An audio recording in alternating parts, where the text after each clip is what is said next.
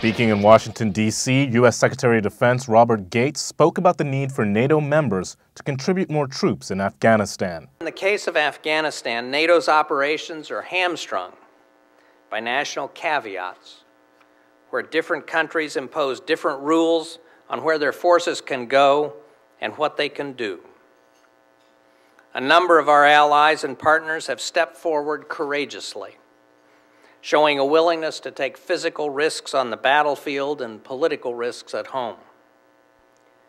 But many have defense budgets that are so low and coalition governments that are so precarious that they cannot provide the quantity or type of forces needed for this kind of fight. The Real News spoke to Kabul-based journalist Anand Gopal. Well, first, the implication there is that putting more troops into Afghanistan or convincing other NATO members who may not have enough troops to bring more troops into Afghanistan will somehow quell the violence or solve the problem. But it's interesting to note, actually, that in the last 15 months, there's actually been an increase of at least 20,000 soldiers here in Afghanistan. But at the same time, the violence has increased by over 50%. If we look at why the violence is actually increasing or how the insurgency is growing, it has to do with a lot of other things, not just the number of boots on the ground. For example, the economy in Afghanistan is suffering a lot. For every dollar the U.S. spent in Afghanistan, only 5 cents goes to aid. And of that 5 cents, 40% is usually lost to either corruption or waste. So very little money actually gets to ordinary Afghans. And most Afghans don't have jobs. The official unemployment rate is around 50%, and the unofficial unemployment rate is, in places they say, is up to 80%. At the same time, the central government, the Afghan government, is viewed as being extremely weak and corrupt. So a lot of Afghans don't look to the Afghan government as providing their solutions. So in this sort of situation, more and more Afghans turn towards the Taliban, especially in the south of the country, where the Taliban has traditionally been strong. And so over the last couple of years, we've seen a real growth in the insurgency. So this has very little to do with actually the number of soldiers. It has a lot to do with the kind of options that Afghans see they have in their lives. A lot of Afghans feel that they don't have the ability for they don't have the prospect of social mobility, and they don't have a government that they can trust. And then the third reason that the insurgency is growing is because there's been a large number of civilian casualties. American forces and NATO forces have been severely criticized by Afghans for their bombing campaigns, which has often killed a lot of innocent civilians, and this has really fueled support for the Taliban. The mood is quite sullen.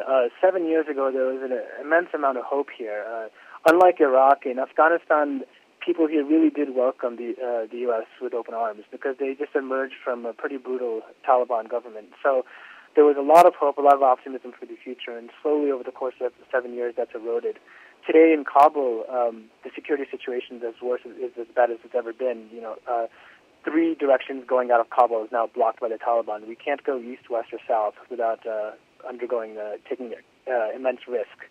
So certainly people here in Kabul feel sort of hemmed in and really feel that the situation is not very hopeful.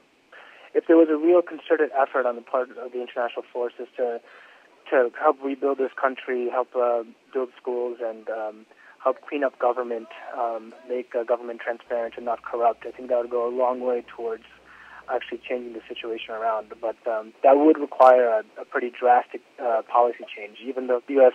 and the international forces like to talk a lot about their reconstruction efforts, but still most of the efforts have been military efforts.